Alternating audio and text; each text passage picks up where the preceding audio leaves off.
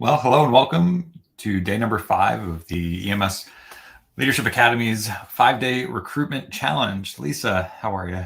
I'm fantastic and I'm so happy to be here. And I just want to remind people that, if you haven't watched the other days, make sure that you do, because every day we gave you the information that you need to learn what you need to know to run an effective recruitment campaign. And we've been hearing from everybody that contacts us about the issues of recruitment. And so that's why we put this challenge together, to create a new opening for action and new insights into how to truly have an effective recruitment campaign. Absolutely. Day 1, we went over the membership math and really how to calculate and map out your recruitment plan. We quickly learned that, 5 new fully contributing members does not equal 5 applications. And how do you work your way backwards towards that future created reality? And we're going to touch on that, and we're going to close that loop here tonight on the end of day 5. Day 2, we talked about messaging do's and don'ts. Day 3, all about the half-life of enthusiasm, and making sure the onboarding structures really flow into with day number 4. We covered the first 90 days, making sure we can break down those silos in organizations and have nobody slip through the cracks to make our recruitment efforts much more efficient. Yeah, so that you don't lose people anywhere in the process. And tonight I'm really excited because we get to share our formula for a successful recruitment and retention, because for us those are really two sides of the same coin. So we mentioned this in day 1, but I think it's really is worth repeating, is that by and large, people think that they need to solve this recruitment issue. What do we do? How do we get more people? How do we find more qualified candidates, et cetera, et cetera? And what we say is what you need to do first is make sure that your organization is worthy of highly engaged members. Do you have an organizational culture? Is your organization designed in that way? This old model of trying to find the right people has run its course, and we're seeing that all over. Finding the right people is too far downstream. You need to go upstream, and you need to see that retention and recruitment are a natural occurring result of the way that your organization is designed. Mm. And contrary to popular belief, money is not the number one reason people stay in an organization or the reason people join an organization. Not that it's not a factor, and we'll say it over and over again. We are huge advocates for people being well paid and well cared for. And when you only focus on that, you are short shrifting yourself and you're short shrifting your people.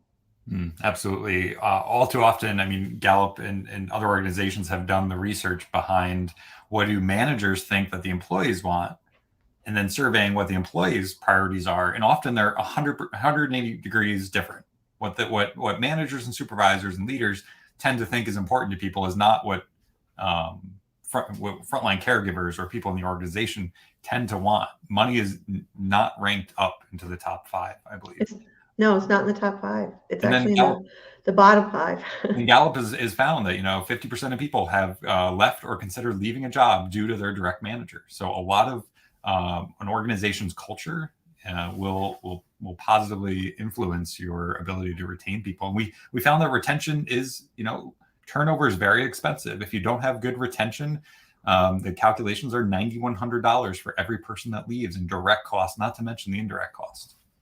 Absolutely. And if you want to solve the problem of paying better, solve the retention issue, because you won't be losing money, won't be hemorrhaging out the door. And again, you have to go further upstream to creating the kind of organization that's worthy of highly engaged members. And a lot of times people really buck at us when they hear us say that, but that's what's necessary. We have to rethink this whole thing and ask ourselves, what are our organizations designed for?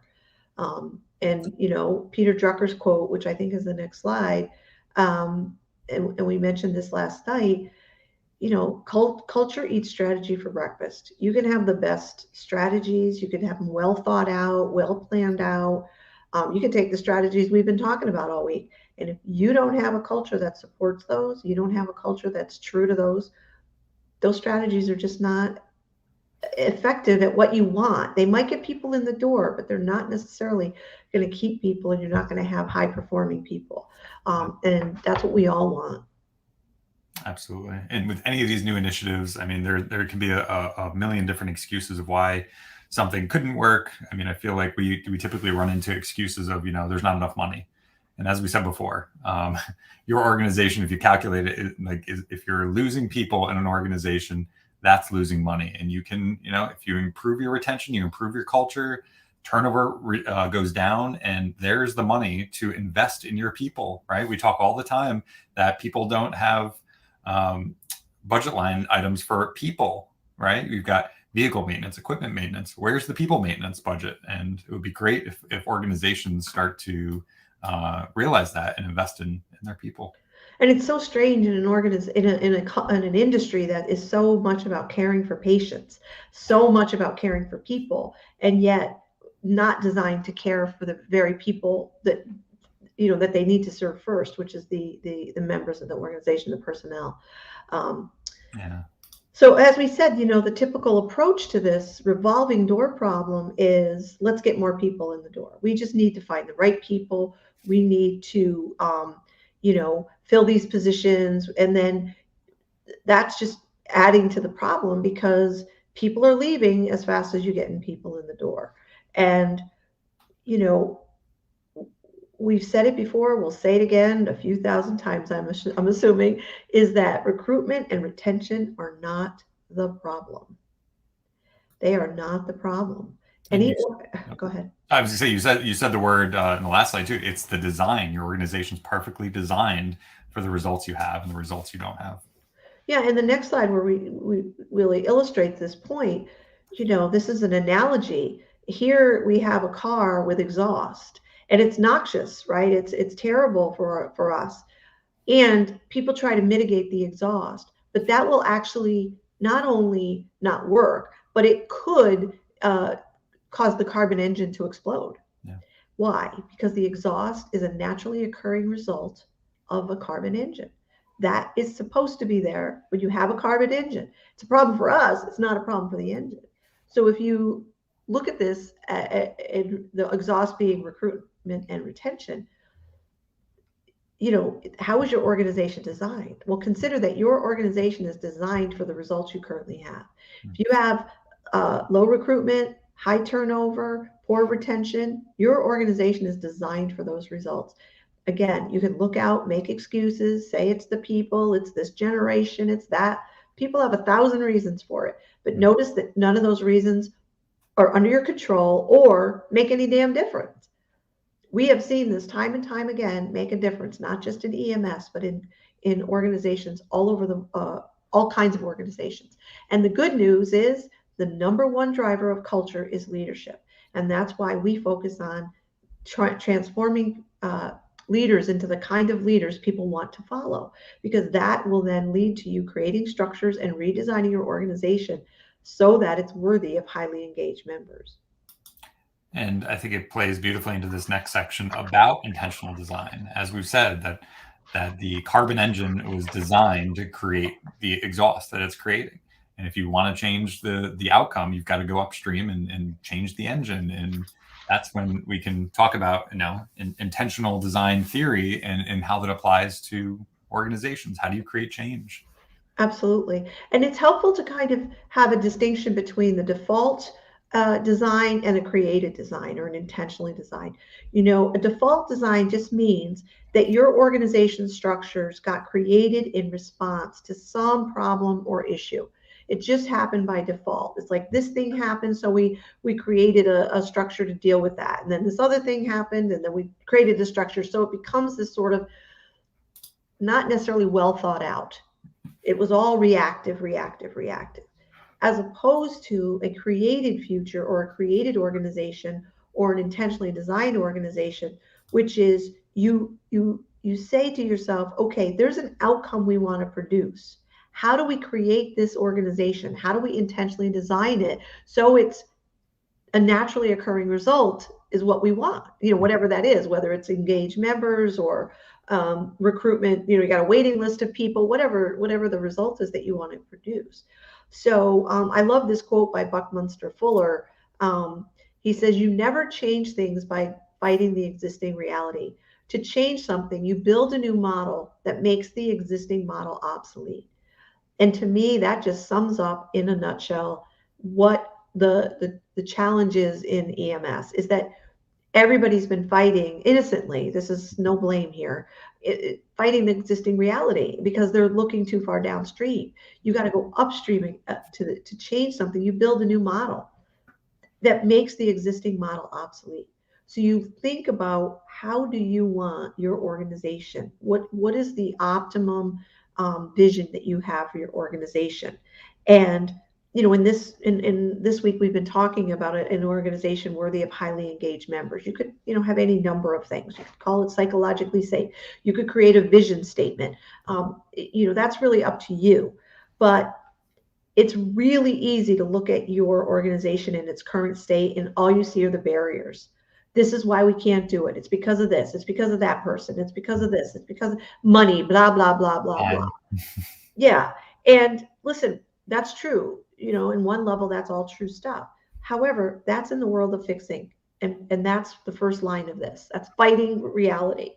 However, if you go upstream and you say, okay, how do we design this? How do we build a new model that creates the results we want to create?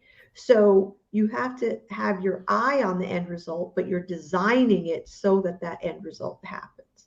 And it takes new thinking. It takes new structures. And I'm sure people have heard this before. If you keep doing what you've always done, you're going to keep getting what you always got, right? Mm-hmm. So it's important to think like, oh, we can think from a different place. So do you want to go next? Or Yeah. So really the first step, folks, in intentional design is starting with the end in mind.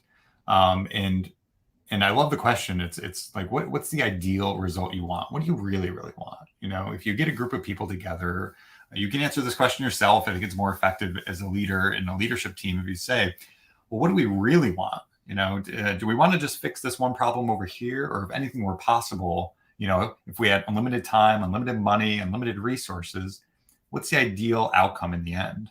And then we start with that. And as we talked about, I believe it was in day one or day two. Day one, we talk about going backwards. Okay. If we're standing in that future reality, what structures or what steps had to be taken right before that reality came to fruition? And then what's happening right before that and that? Or you can brainstorm all the possible structures or things to support that new vision, and then chronologically, like backwards, plan it out. And then you've got this beautiful plan standing in your current reality, and you've got a path to follow, as opposed to what you were talking about, this just feeling like there's all these problems and fires to put out, and how could I possibly take on another thing? I think it's just a really effective step in this process of intentional design. Absolutely, because it takes you out of the current problems. You're not thinking about solving them. You're actually I've said it a lot, going upstream.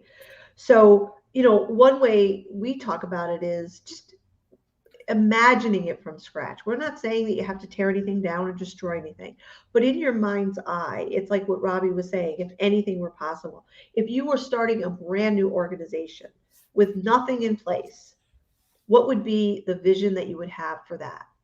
And then you think about, well, what structures would be necessary to bring that vision into reality? So there might be many of them. Onboarding might be a structure.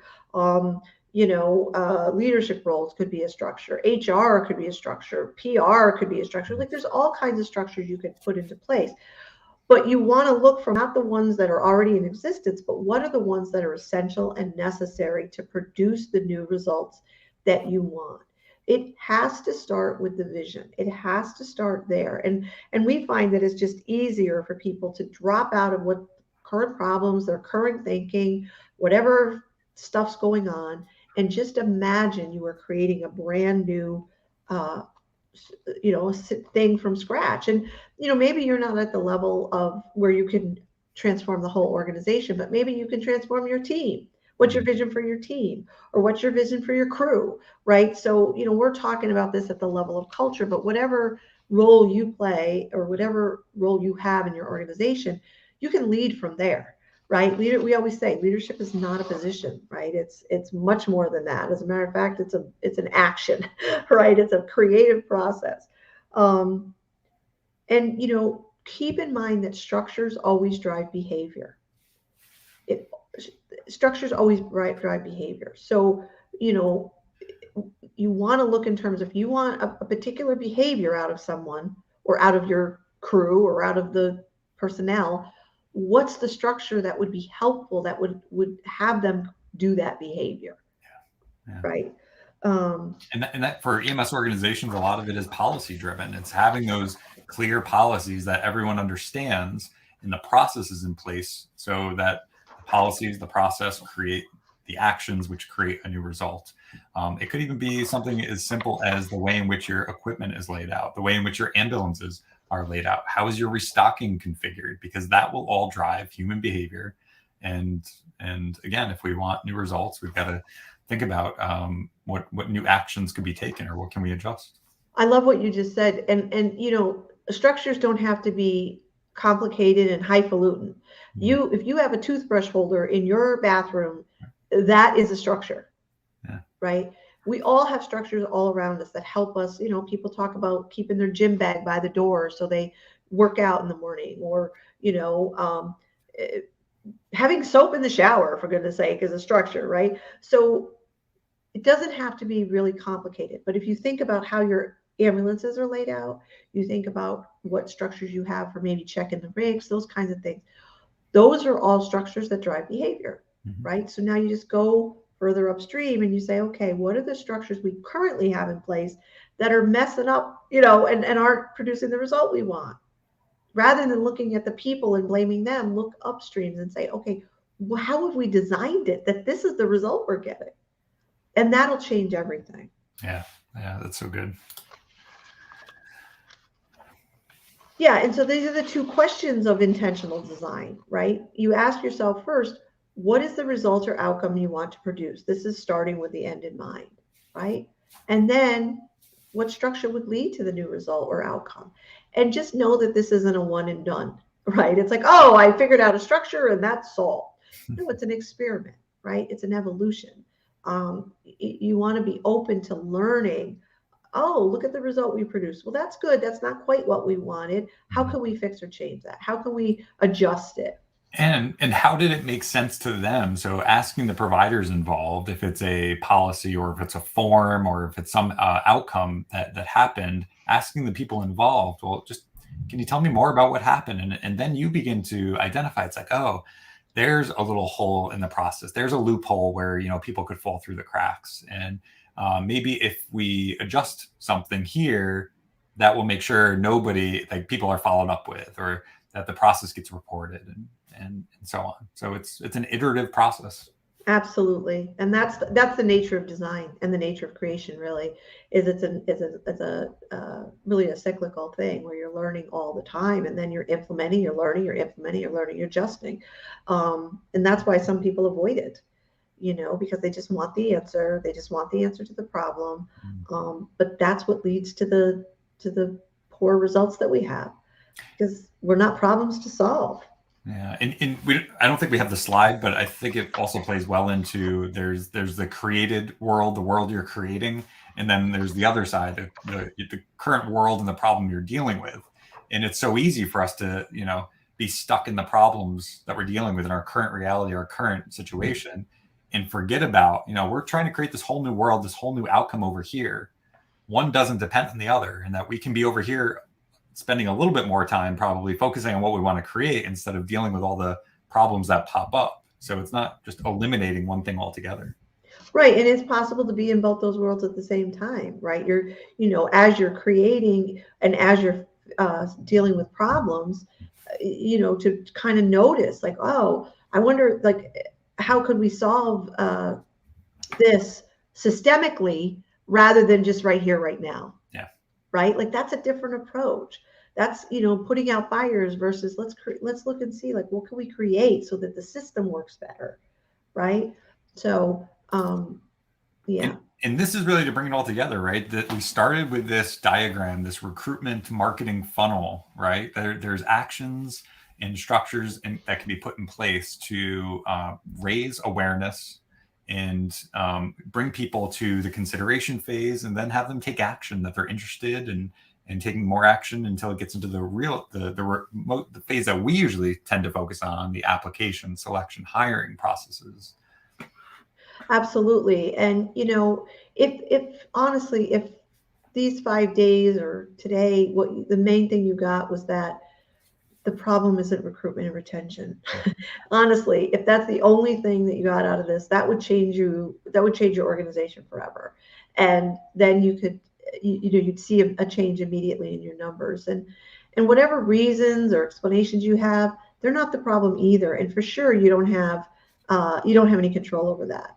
And we talked about yesterday creating a mutually beneficial relationship with people to build a better organization. Actually, I think it might have been 2 days ago, but that right there will also make a huge, huge difference, because now you have an equal partnership moving towards the same goal, as opposed to either you're helping them or them helping you, right? It's a mutually beneficial relationship. And then in the whole recruiting process, we talked about at length yesterday, having a strong foundation with onboarding procedures. That's one structure you want to get to work on ASAP. Have a very clear process, map it out, make sure everybody who's involved in recruiting knows what that process is, and that it's working, that it's producing the result you want. Absolutely. And whether you're a visual person, you want to be looking at the map or spreadsheets and tracking those people. Again, great structure for enhancing your efforts when it comes to recruitment, so you're not spinning your wheels and feeling you've got that revolving door in the organization. So yeah. So that, I think, leads in perfectly to EMS Leadership Live. That's why we created a live event, to really give people the space, the 3 days worth of training opportunity to enhance their leadership development, their capacity. Yeah, because it looks so big sometimes. When we say to people, transform your organization, intentional design of, creating an organization that's thriving and magnetic. For some people, it's like, yeah, that's Greek to me. I don't even know what you're talking about. It looks too big. It's like drinking from a fire hose. And that is why we created this, because we don't want people to feel like they have to go it alone. We will walk you through what you need to know to transform your organization to produce the results you truly want. You wouldn't be here. You wouldn't be an EMS leader. You wouldn't be interested in this topic if you really didn't want change. And let's face it, this is too important a topic to go it alone. Yeah. The future of your agency, the viability of your organization, and frankly, I don't think it's an overstatement to say the viability of EMS as an industry is on the line. This stuff has got to get resolved, and it's at stake. So if you keep doing what you've always done, you can't expect any change. But if you're ready for a change, this program is specifically designed to transform you at the level of leadership, help you to transform your organization, and have a whole new approach to recruitment. And it's $97 per person. We didn't want money to be a barrier, right? We understand you're going to be investing your time, your energy, efforts into being with us for 3 days, right? You're going to have to carve out your schedule. Now, the benefits is no travel. You can remote in, and you could have a front row seat with us. Have the ability in breakout groups to really get some face-to-face time with other folks from around the world, people registering into this, and connect with other EMS leaders who are just as committed to having their organizations be better. So we're going to roll the quick video just because we love this little video clip. And then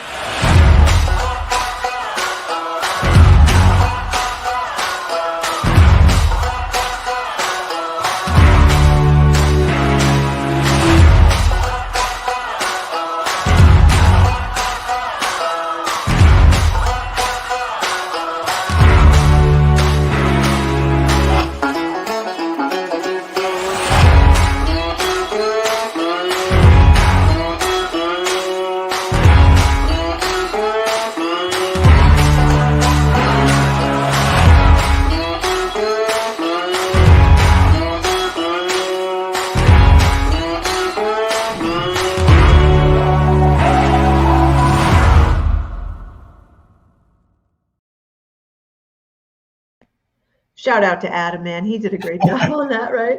I just want to say one quick thing, which is EMS leaders, you want to do something besides recruit and retain people. You have other stuff to do, Right. and you want to focus on that. So let's get you beyond recruitment and retention. Let's get to what you really want to work on, and let's have recruitment and retention problems be a thing of the past. That's what this is all about. All right, finally, your assignment. Should you accept it? Should you choose to accept it? We really want you to share one action that you're going to take to maximize your recruitment efforts as a result of your learning in these 5 days. So you can put that in Facebook, in the Facebook group, or you can put it in the Leadership Community Network, whichever one you're a part of. And we want to know, what are you taking on? What is one action that you're going to take to maximize your recruitment efforts? If you feel so inclined, we'd love to see your plan, your finished plan. You should have everything you need to create your plan now, having done these 5 days. But we definitely want to hear what actions you're going to take. Yeah, so beautiful. And one example that we wanted to put in there, we mentioned the idea of a landing page early on in day one, I believe. And we really wanted to just show you, like, this is what's possible. It could be as simple as 3 little fields and a video and a title.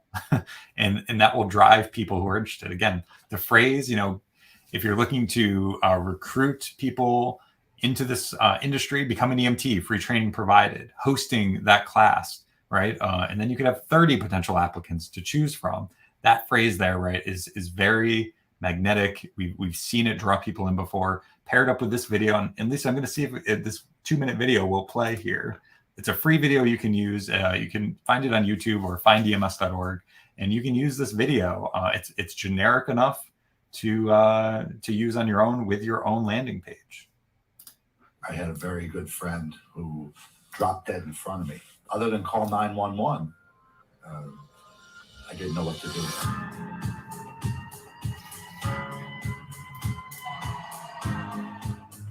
I think EMS providers tend to be a unique bunch in that what we see people both at their worst of humanity, and we see them at their best. You meet people in their most vulnerable times, and you're a caretaker. No matter how society changes, we're going to always need EMS.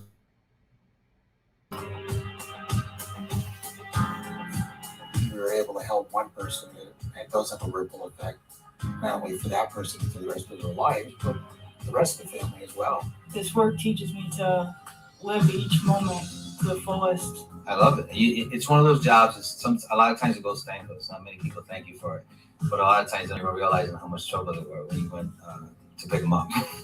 I discovered my passion. I'm a full-time EMT for a municipality. I've been paramedic for approximately 37 years. I'm a volunteer daytime driver. So I joined in 1970, and my first job was a dispatcher. My uncle, he was in 9/11. I really sort of did this after I retired, and I was looking for something to do to give back to the community. For a lot of people that get into EMS and medicine in general, it's the desire to help people. I'm into it because I love helping people. And it's an exciting feeling, and it's certainly an adrenaline rush. You have to be somebody who can think on your feet. There's never a typical day. You could work a cardiac arrest in the middle of a banquet. A motor vehicle accident. I've actually been on Broadway. I've delivered 5 children in my career so far. The crowd is supposed to be watching sugar babies. Instead, they're watching us work the cardiac arrest. And that guy lived, thank goodness. The more that you help, the more calls you do, the more times you see good outcomes, the more you want to do it. That to me is what it's more about than the lights and the sirens and the I'm a hero thing. When you look at your sister, when you look at your father, when you look at your friends, if they were in distress or needed help, is there a hero in you to help them?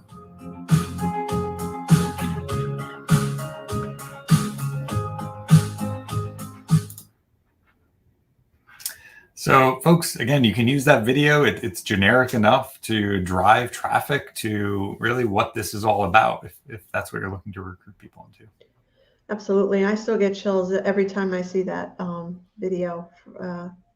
It's a beautiful thing. It was a fun project. Yeah, I remember getting that all together. You did the most of it, but at any rate, I see that we're at 30 minutes. So, folks, that is what we have put together for you for this 5-day recruitment challenge. It was our first time doing a recruitment challenge, and we would really love to hear from you. Was it good? You put that in the chat. I don't mean good, but of course it was good. But Was I it mean, beneficial? was Right? it beneficial? Find value? Did you take action? I mean, we really want to hear what was it about this topic? Did it feel overwhelming? Was it too much? Because we certainly tried to pare back each day's worth of topic, but we know, life is busy. We know that it's sometimes hard to carve out the time in a challenge. And currently we're planning on doing it again in January. And so we would love to find out from folks what worked and what you would like to tell us, might be helpful for us to do differently so that we can have an even better experience in January. Well, Lisa, great job through this week. Everybody who's watching, thank you for being here. Thank you for what you do in the community. We certainly appreciate you, and we're here to support you. Absolutely. And we can't thank you enough for being in this conversation with us out to transform EMS leadership. All right. Take care, everyone.